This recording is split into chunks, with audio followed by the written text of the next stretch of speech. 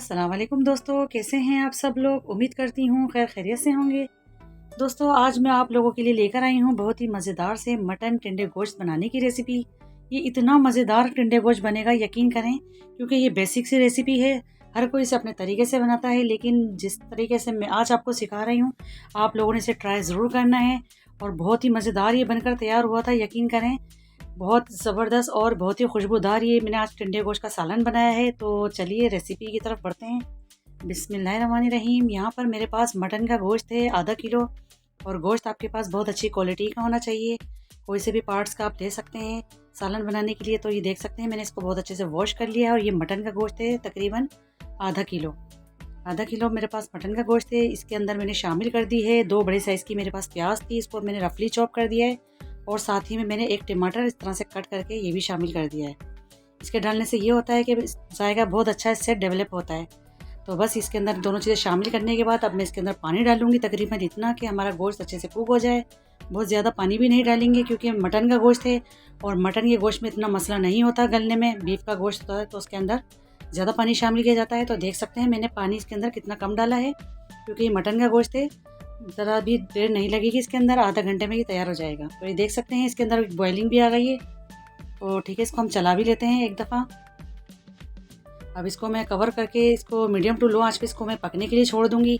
तकरीबन मैं इसको 35 मिनट के बाद इसको मैं चेक करूंगी। तो इस तरह से मैंने इसको अच्छी तरह से हिला भी लिया है। अब मैं इसको कवर कर देती हूँ, फिर मैं मिलती हूँ आपसे आधे घंटे के बाद। तो ये देख सकते हैं माशाल्लाह से बहुत अच्छा कुक हो रहा है। 35 मिनट के बाद मैंने इसको चेक किया है, तो चला लेते हैं, देखते हैं क्या सूरत हाल है। गोश्त हमारा बहुत अच्छे से कुक हो रहा है। अभी इसके अंदर मैंने कोई मिर्च मसाले शामिल नहीं किए हैं। तो अब यहाँ पर देख सकते हैं मैं यहाँ पर शामिल कर रही हूँ इस स्टेज में 1 टेबल स्पून भर के मैंने इसमें लहसुन का अदरक का पेस्ट शामिल किया है।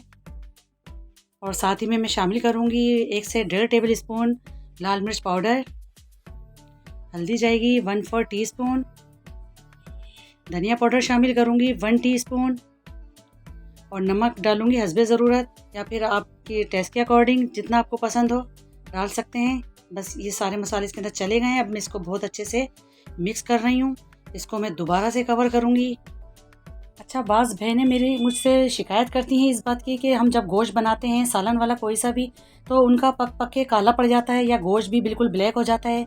तो उनसे यहाँ पर यही गलती होती है कि वो शुरू में ही सारी चीज़ें साथ डाल के एक साथ पकाना शुरू कर देती हैं। ये तरीका बिल्कुल गलत होता है।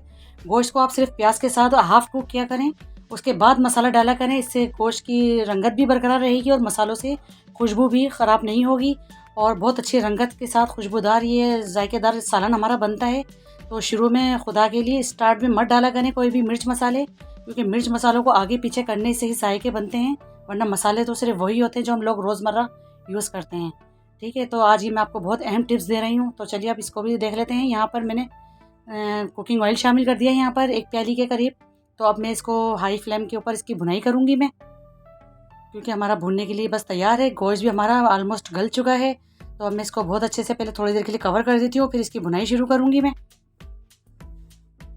आप देखें मैंने बीच में मसाले डाले हैं और हमारी रंगत देखें आप कितनी शानदार सी निकल कर आई है हमारे टिंडे गोश्त की।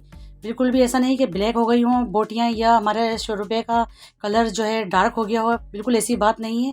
खुशबूदार आपका तभी बनेगा सालन जब आप बीच में मिर्च मसाले डालेंगे। जो लोग खाने को समझते हैं, फ्लेवर को जानते हैं, वो यकीनन मेरी बात से इत्तेफाक करेंगे। तो देख सकते हैं मैं इसकी बहुत अच्छे से बुनाई भी कर रही हूँ। ऑयल इसका सेपरेट होना शुरू हो जाएगा।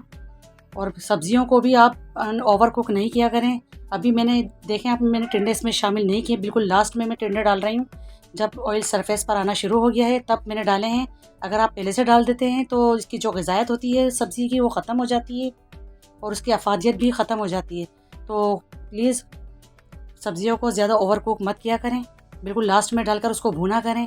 इससे बेहतरीन आपका सालन बनेगा, बहुत ज़बरदस्त बनेगा, खुशबूदार बनेगा और रंगत वाला भी बनेगा। तो ये देख लें किस तरह से मैं इसको भून रही हूँ और ऑयल भी इसका सरफेस पर आ गया है।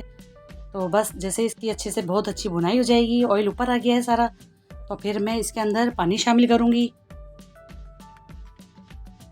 पानी भी हमें इतना ज़्यादा नहीं डालना, बस हमारे को सिर्फ ग्रेवी लगानी है, थोड़ा शुरबा ही रखना है, लेकिन बहुत ज़्यादा हम पतला नहीं करेंगे क्योंकि टिंडे भी अपना पानी रिलीज़ करेंगे। सालन हो या कोई सी भी चीज़ हो, प्लीज़ इतना पतला मत बनाया करें, ऐसा बनाया करें कि खाने में मज़ेदार लगे।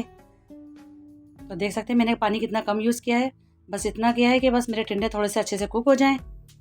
बस थोड़ी देर के लिए मैं इसको दम पे रखूँगी और साथ ही में मैं यहाँ पर 2 अदद हरी मिर्च शामिल कर दूँगी। इससे क्या होगा, ये कलरफुल भी लगेगी। अगर आपको अच्छी लगती है खाने में तो आप ज़रूर डालिए, वरना स्किप कर दिए, कोई मसले की बात नहीं है। तो ये देख सकते हैं मैंने इसका चूल्हा ऑफ कर दिया है। बिल्कुल दम पर आने के बाद रेडी हो गया था माशाल्लाह से। और इसकी रंगत देखें आप, और कितनी परफेक्ट लुक के साथ ये हमारा टिंडे गोश्त का सालन बना है, जो कि मैंने मटन से बनाया है आज। इतना ज़बरदस्त बना है ये। तो अब यहाँ पर इसके ऊपर मैं शामिल कर देती हूँ हाफ़ टी स्पून के बराबर गरम मसाला पाउडर।